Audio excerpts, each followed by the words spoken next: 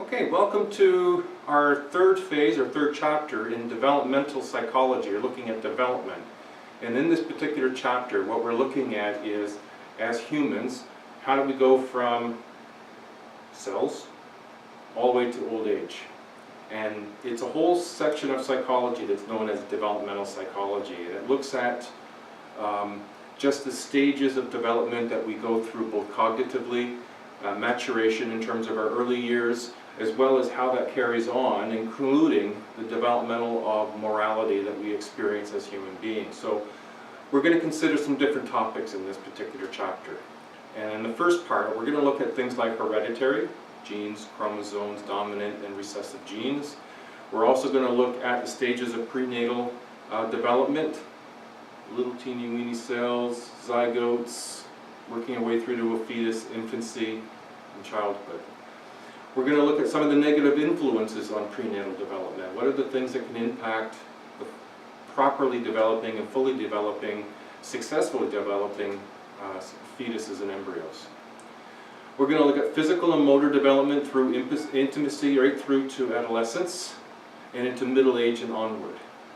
And within that, we're going to look at Piaget's theory of cognitive development. Now, those of you who have been taking early childhood education will probably be familiar with Piaget.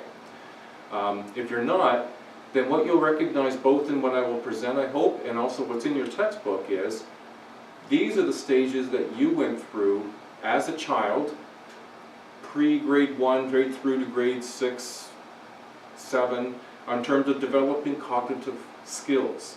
And you'll see the different stages. And any one of these stages, if you have access to a sibling who was very young, or a cousin, or a friend with children, you might want to try some of these tests to demonstrate how it is that with cognitive development, you might be at this stage, and somebody else at a similar age could be at this stage, and it won't be long before this person is at this stage as well. That is a natural progression. It's very interesting. I hope you enjoy this chapter. Okay, now we're looking at developmental psychology here, and as a reminder, developmental psychology is a study of how humans grow. That just means not just with your height, but it means around development and any changes throughout the lifetime of a person's life. And so if you think about, your cognitive development, your physical development, social development, all of that is part of the developmental psychology component. Now, there are some key interests that they have, and the first is around, well, how much of our development is based on hereditary?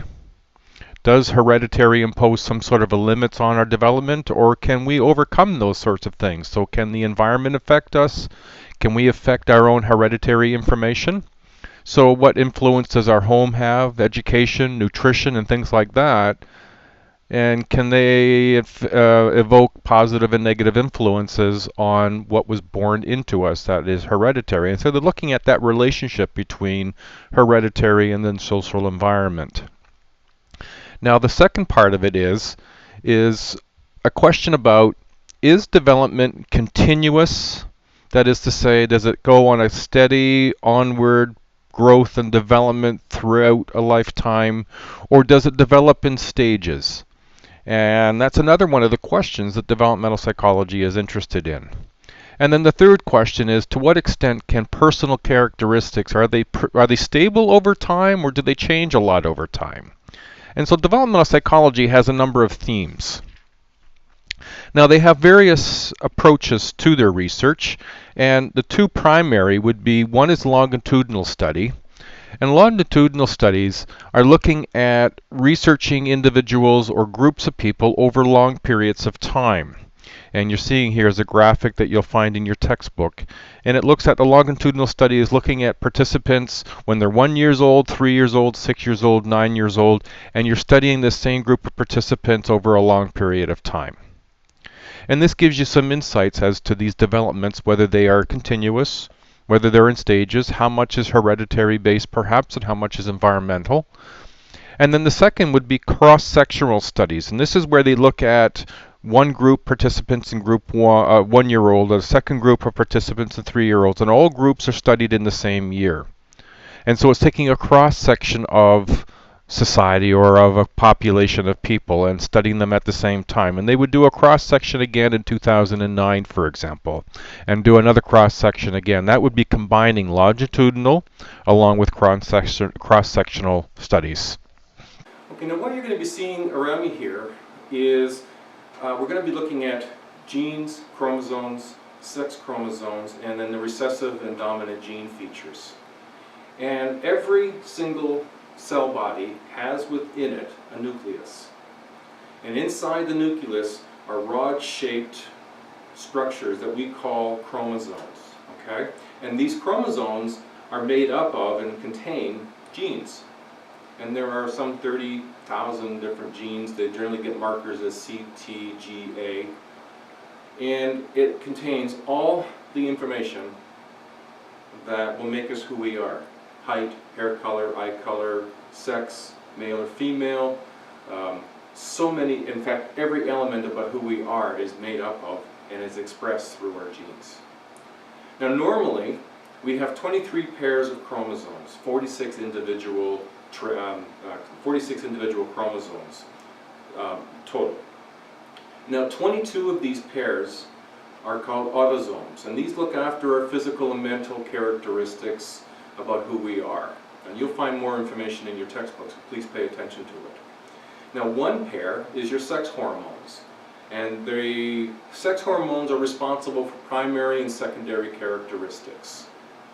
And for females, that's an XX chromosome, and for males, that's an XY chromosome, which helps distinguish between, male and female, and what particularly a male physical characteristics are like and what a female physical characteristics are like. It makes us that different. Now, for each gene or each trait in a gene, they're either dominant or recessive. So a dominant gene is the gene that when it's in the pair, it's what gets expressed. So for example, if you have brown hair, you had a dominant B, we'll call it, big B. And so whether there was another little b, which would be recessive, the big B comes through. It's what shows through, which is why you have brown hair. Now the recessive gene is this form needs to be paired with another recessive. So if we looked at the big B as dominant and the little b as being recessive, you need two little b's in order to have blonde hair. So if you have blonde hair, you don't have a dominant B for brown hair. You have two recessive genes for blonde hair. And that's how all of our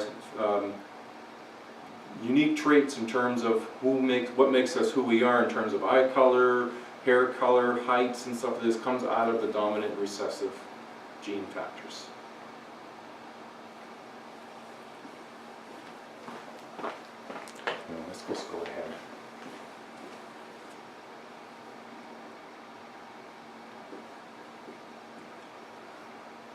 Now we look at some of the changes that occur in older life. Two major markers occur for both females and males.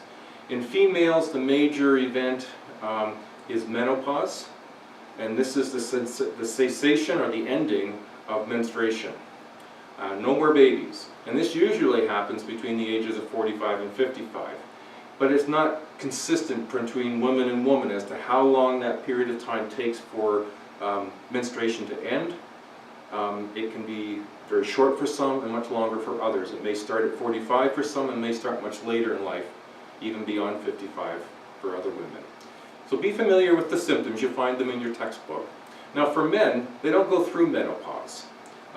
There's a decline of testosterone in men, and it starts around 20 years old, which is considered the peak of men's testosterone levels. And it progressively reduces right through to when they're about 60. Be familiar with the symptoms relative to reduced testosterone. And these aren't the only effects of older age. Academic or cognitive functioning can have an effect. Eyesight can have an effect. Other physical characteristics can be also manifested. One of the things that we're going to touch on briefly will be if you don't use it, you're going to lose it. And so in a lot of older people, the more you physically exercise, the more you learn new skills, the more you practice things, the more that those things will remain with you. All right?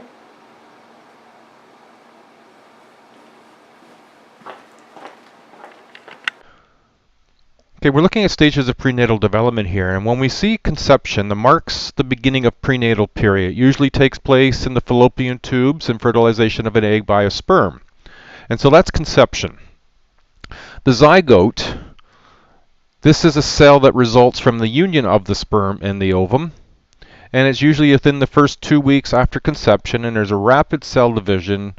This is what's happening predominantly in this period of time as a zygote. The zygote is about the size of a period at the end of a sentence, so it's very small.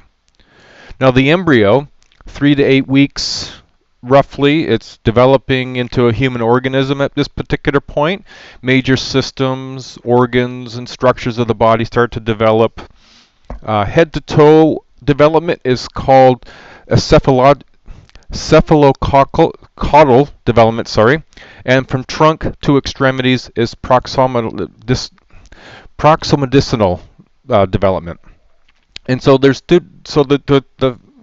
embryo develops both from head to toe and from trunk to extremities. The fetus is from about 9 weeks to birth, and this is a rapidly growing period. Organs and structures and body systems. The fetus can respond to outside stimuli, especially sounds. This was research done by Casper and Spence. Infants showed a preference for stories that had been read during the final 6 weeks of pregnancy. Very interesting in regards to the amount of environmental stimuli the fetus experiences while still in the womb. You can have, and you probably are familiar with, identical twins and fraternal twins. Identical twins are monozygotic twins. This is where one egg is fertilized by one sperm. However, the zygote splits into 2 embryos and with identical genetic material. The dizygotic twins, which are fraternal twins, are two eggs that are released during ovulation, and they're fertilized by two different sperm cells. Now, there are things that can happen that can have a negative influence on the prenatal development. They're called teratogens. These are harmful agents in the prenatal environment that can have a negative impact on the prenatal development or even cause birth defects. The impact depends on both the intensity and the time in which these are present during prenatal development. The most devastating consequences occur during the period of the embryo. Drugs like heroin, cocaine, and crack during pregnancy are linked to miscarriages, premature birth, low birth weight, difficulties with breathing, and physical defects, and even fetal death at times. Now, there is what's called a critical period. The period is so important to the development that a harmful environmental influence at this time can prevent the bodily structures from developing normally. Body structures will not form properly, nor will it develop later. Can impair later intellectual and social development. And one of the issues that you've probably heard of is fetal alcohol syndrome, which is a condition caused by maternal alcohol intake during pregnancy. When the baby is born, often there is mental retardation. There's facial and organ deformities, commonly included wide-set eyes and a short nose with behavioral abnormalities, hyperactivity, and short attention span. Alcohol crosses the placental barrier, and the alcohol levels in the fetus almost match those in the mother's blood. So fetal alcohol affects children's prenatally exposed to alcohol with the same characteristics as fetal alcohol syndrome, but in less severe form. So we need to be very sensitive when carrying babies as to what we're doing to our body, because our babies are experiencing the very same thing. Now, when we have babies born, they have a physical and develop a learning curve. And so we're going to look at some perceptual and motor development. And when we think in terms of this early period, we can think in terms of neonate and reflexes. Neonate are the newborns up to 1 month is the medical term, and reflexes are inborn and unlearned. And so those of you who took Psych1 remembered about learning, and we had classical and operant conditioning where things were learned. You could be reinforced to learn, or you could have paired associations for learning. Reflexes are not learned. You don't learn to blink, you don't learn to suck. These are reflexes, and they're inborn. So when we look at some of our senses being developed, we are born with vision that's in the neighborhood of 20 to 600. If you see the image in the bottom left there, you'll see the sort of a progressive development of what vision would be. It reaches about 20 at around 2 years old. Newborns focus best at objects that are around 9 inches away, and newborns do prefer color stimulus to gray, but can't distinguish all colors. Now, if you see on the right there, you're seeing an experiment that is done. It's called the visual cliff, and this is where an apparatus, as you can see here, this checkered, it's glass across between the child and the child's mother, or the experimenter. It's glass, so the child can't fall down, but the child can recognize depth. And most babies aged 6 months to 14 months can be coaxed to crawl across this shallow dip there. But babies prior to 6 months will cross into the deep side. So it's a big and important issue in regards to a baby's ability. And learning habituation, this is what decreases in response to attention, to the stimulus, and to the infant becoming accustomed to it. You'll find more detail of this in your textbook. Now, on this next slide, you're seeing the physical motor development from infancy. Looking at milestones in this is what you're seeing. So take a moment to go through that. You'll find it in your textbook.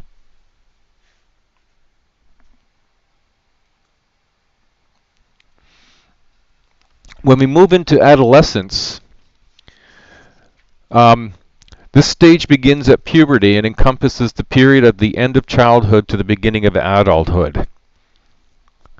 Puberty is the period of several years of rapid growth, physical change, culminating in sexual maturity. The physical changes of puberty between 10 and 13 years old for girls, it ranges from 7 to 14 years of age, and for boys 12 years old typically, but it ranges from 9 to 16. Begins with hormone surges throughout, followed by growth spurts. Girls' growth spurts between 10 and 13. Girls reach full height around 16 and 17. Boys' growth spurts between 12 and 15, and boys reach full height between ages 18 and 20. And so you probably remember through your own stages of puberty that experience. I know when I was growing up, I grew quite a lot, and I would even have the sensation of growing pains. Physical and motor development as we move into the adult sort of middle age period. The two areas that we see most frequently associated with middle age for both men and women. For women, it's menopause, and you'll see these symptoms here, but also the time frame which it's typically expressed is 45 to 55, it will start to demonstrate itself, and women will go through this. This is the stopping of, or the cessation of, menstruation. Whereas for men, the gradual decline in testosterone is the big issue, and there are consequences to that as well, as you can see. Now, what we're moving into here, and I'll spend a little bit more time on, is Piaget's cognitive theories of cognitive development. And some important concepts are that the changes in schemes underline 4 stages of cognitive development. And there are 4 basic stages, and they have expectations of what will occur in those stages. Each stage reflects a quality, different ways of reasoning and understanding the world, and it's quite remarkable when you watch children in these different stages, how at the beginning of one year they won't have an understanding of something, and then by the middle of, or even the end of the same year, that will be an automatic. They will have the understanding, they will grasp it. These stages occur in fixed sequence. You can't go stage 1 through to 3 to 4 and back to 2. Accomplishments of one stage provides the foundation for the next, and children throughout the world seem to progress through these stages in the same order, but they show individual differences in the rate in which they pass through them. So not every grade 1 child will get the conservation all at the same time, but chances are throughout that year all children will go through conservation. Each child's rate is influenced by the level of maturation and experience. Transition from one stage to another is gradual but not abrupt. You won't sort of one day not have it, the next day have it. Children often show aspects of two stages while going through transitions. Now there's a few terms that he's referenced. One is called schemes. Schemes are the cognitive structures or concepts used to identify and interpret information. So these would be the boxes we put things in. Mental boxes, you know, if we're going to identify dogs, we put a box together that we say, well, this is what gets included for what is a dog. 4 legs, furry, barks, has 2 ears, 2 eyes, sniffs a lot. And so we would call anything that we see that looks like that goes into a box called dogs, and that would be a scheme. Now the two other terms that are referenced there, and you see the illustrations beside, is assimilation, a process by which new objects, events, or experiences or information are incorporated into existing schemes.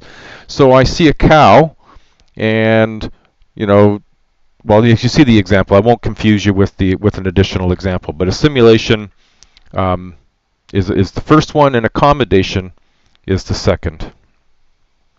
And the accommodation is the process by which existing schemes are modified and new schemes are created incorporating new.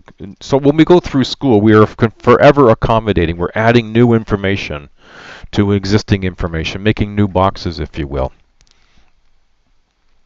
Now this next slide is looking at generally the stages of Piaget's cognitive development. Sensomotor stage, which is the first stage, is between newborns and 2 years, and here the infants gain an understanding of the world through their senses and through their motor activities, the way they interact with it. Actions and body movements are important in this stage. Infants' behaviors gradually move from this sort of reflexive, reflex-based into more intelligent, complex movements and decisions, essentially.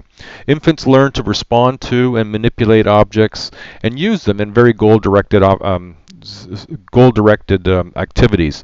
So once they start to recognize that some of the items around the world and around their world are things that they can manipulate, the rattle becomes something that they can thump and bang around. It becomes a tool almost. Object permanence occurs in this. This is where infants realize that objects continue to exist even if they can no longer be perceived.